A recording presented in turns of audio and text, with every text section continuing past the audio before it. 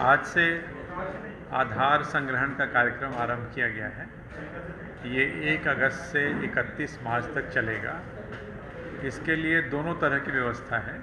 Online mode में भी आप अपना आधार नंबर सबमिट कर सकते हैं और ऐसे मतदाता जो ऑनलाइन नहीं सबमिट कर पा रहे हैं या उस स्थिति में नहीं हैं, वो BLO के माध्यम से हम लोग उनसे उनका आधार नंबर प्राप्त कर रहे हैं। इसके लिए मतदाता को कहीं जाने की ज़रूरत नहीं है।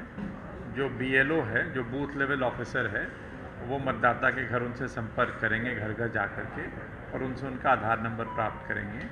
ये अभियान वॉलंटरी है, स्वैच्छिक अभियान है। आधार नंबर एकत्रित करने के बाद इसको वोटर ID कार्ड से जोड़ने का काम नेक्स्ट फेज़ में किया जाएगा। इससे एक तो मतदाता की जो मतदाता सूची में जो उससे संबंधित जो विवरण है, जो एंट्रीज़ हैं, उसका सत्यापन होगा और दूसरा, जैसा आप जानते हैं, जो डुप्लीकेसी है, जो डुप्लीकेशन है, उसको रोकने में मदद मिलेगी। एक तो बड़ा कार्यक्रम आज से आरंभ हुआ है। अभी 11 बजे से हम लोगों ने राजनीतिक दलों के प्रतिनिधियों के साथ बैठक करके उनको भी इस पूरी प्रक्रिया से और इसके प्रावधानों से अवगत कराया है। एक अन्य जो महत्वपूर्ण चीज़ आज से प्रारंभ हुई है, जो काफ़ी महत्वपूर्ण है, अभी तक किसी भी साल में 18 साल पूरे होने की जो डेट थी, वो उस साल की 1 जनवरी होती थी।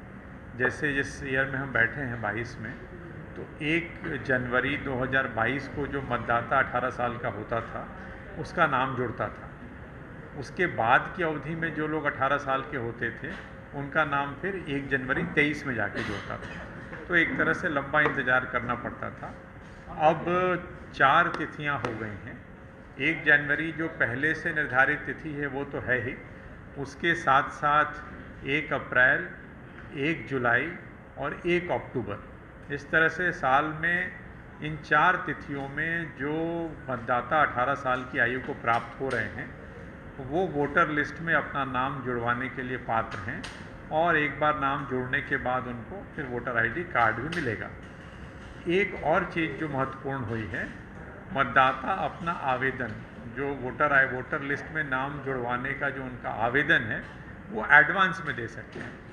मतलब इसका सिंपल शब्दों में बताऊं तो 17.5 प्लस के होने के बाद, 17 प्लस होते हैं आप, एक निर्धारित कट ऑफ डेट है ड्राफ्ट रिवीजन की, तो 17 प्लस का मतदाता भी अपना आवेदन अग्रिम रूप से दे सकता है, लेकिन उसका नाम तभी जुड़ता है जिस तारीख को 18 साल का हो रहा होता है। तो आवेदन देने की सुविधा है, नाम तो स्वाभाविक रूप से तभी। हर साल एक SSR होता है, संक्षिप्त पुनरीक्षण कहते हैं, जो मैं कह रहा था कि साल में एक बार काफ़ी इंटेंसिव एक्सरसाइज होती है।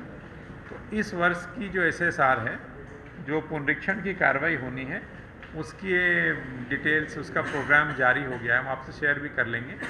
9 नवंबर को, मतलब 9 नवंबर को ड्राफ्ट मतदाता सूची का प्रकाशन किया जाएगा, जिसको अपन कहते हैं कि वोटर लिस्ट का प्रकाशन होगा 9 नवंबर को, ड्राफ्ट लिस्ट का। और 8 दिसंबर तक जो व्यक्ति अपना नाम जुड़वाना चाहता है या किसी पे कोई आपत्ति भी करते हैं लोग कि इनकी मृत्यु हो गई है या गांव छोड़ के चले गए हैं, तो दावे और आपत्ति जो हैं वो आपके 8 दिसंबर तक प्राप्त किए जाएंगे।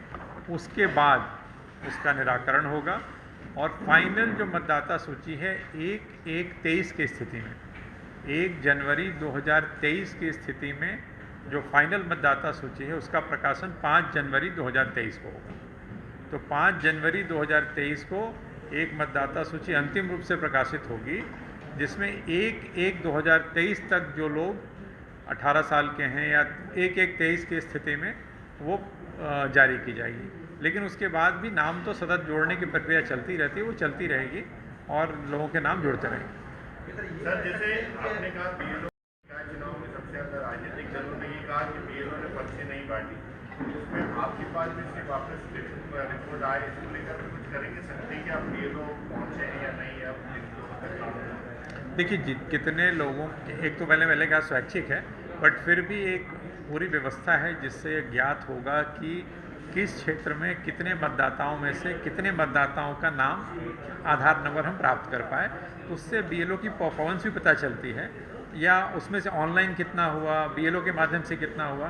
तो BLO पे नियंत्रण कह लें या मॉनिटरिंग कह लें, वो हम लोग करेंगे।